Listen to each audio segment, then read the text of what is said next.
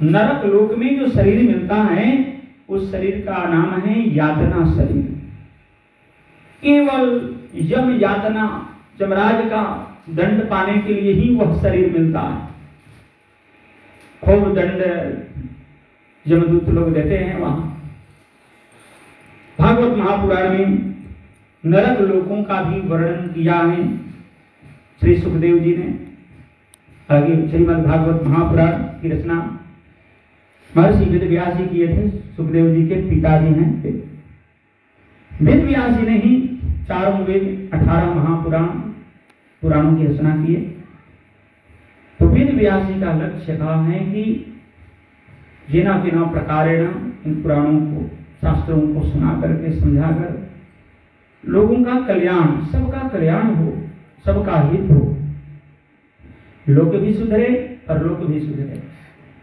इसलिए हम लोगों को किसी भी प्रकार का कोई पाप नहीं करना चाहिए। तो अभी सुनी रहे हैं आपकी नरक लोक में यातना शरीर मिलता है। कोई नहीं चाहेगा कि इस मनुष्य शरीर के छूटने के बाद नरक में जाकर दंड पाए, या तो इस मनुष्य शरीर के छूटने के बाद निचली शरीर में चले जाएं। कोई चाहेगा? कोई नहीं। अतः हम सबको भागवत पुराण श्रवण करके और भागवत से ऐसी शिक्षाएं मिलती है, भगवान की भक्ति आती ही है। और जब भक्ति आती है तो अभी आपने सुना ही, दोनों पुत्रों के साथ ज्ञान वैराग के साथ ज्ञान जागृत रहेगा, वैराग्य जागृत रहेगा भागवत सुनने से। और ये दोनों जागृत रहेंगे तो व्यक्ति कभी भी पाप नहीं कर सकते। समझ रहे हैं? जिसका ज्ञान जागृत रहेगा, तो जिसका ज्ञान सुप्तावस्था में है, वैराग्य सुप्तावस्था में है, तब तो उसका अहित हो ही जाएगा।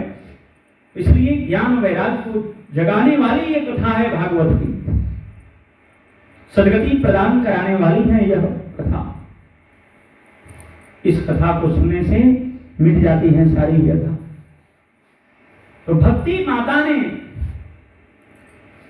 जब कहा कि मैं कहाँ रहूं, वक्ता महोदय ने कहा सभी भक्तों के हृदय में प्रवेश कर जाओ, तो प्रवेश कर गए। भक्ति माता जिसके हृदय में रहती है, उसके संबंध में भागवत में श्लोक है बड़ा अच्छा। सकल भुवन मध्ये निर्धनास्तेऽपि धन्या निवसति विदेशां श्रीहरेर्भक्तिरेका हरिरपि निजलोकं सर्वथा तो विहाय प्रविशति विदितेषां भक्तिसूत्रोपनाद।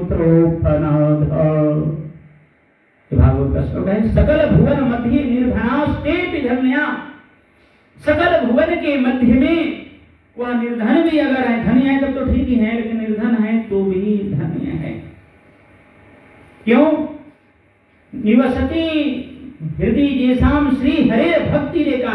ये कहा हरि भक्ति यस्या हृदय निवसति, एक भगवान की भक्ति जिसके हृदय में वास कर रही है, इसके हृदय में भगवान की भक्ति वास कर रही है, वह धन्य है। निर्धन होते हुए भी धनी है तो भी ठीक धन्य है, लेकिन अगर निर्धन भी अगर है, भक्ति से युक्त व्यक्ति तो भी धन्य है। जैसे सुदामा ब्राह्मण ही भले धन नहीं था, लेकिन भक्ति थी उनमें, इस कारण से भगवान ने इतना आदर किया।